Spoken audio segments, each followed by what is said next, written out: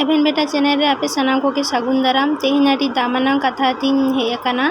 नय पे नेलदा united forum of all Adivasi organization खन होहो आकान 8 जून बृहस्पतिवार से सार्दी माहा हिलो जहां बंद होहो हिकना जतो गेबन बाडाया चे बाखराते होहो हिकना नेल पे नोडे बाकुड़ा रेना जहां राड एकेडमी रे सानाम माझी माडवा सानाम गावता ने सानाम को दुड़ुब काते को गोटा आकादा नोआ 8 जून जहां बंद होई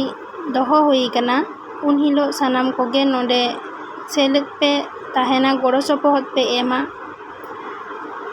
आबोआ जहां एसटी से शिड्यूल ट्राइब खन को चिके बना सहायत बना को जहां कुर्मी को अनैतिक भावते सी जहां दो सीआरआई रिपोर्ट भूल प्रमाण काते तेहेन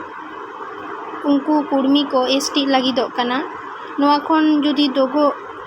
उनको को जुदी नोडे खन साहा लगानते से आबोआ इधर आबोते नाम लगान दो सानाम को ठेन गे नेहर ताहेन कना 8 जून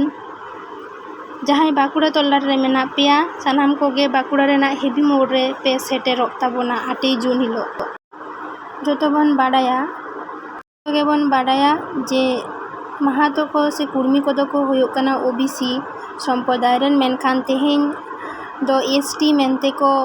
इधर को हतावदा नोआ रे नाडी षड़यंत्र मेना नोडे खन जुदी दोगो लगानते कोगे सानाम कोगे पे शहर सेटेरो।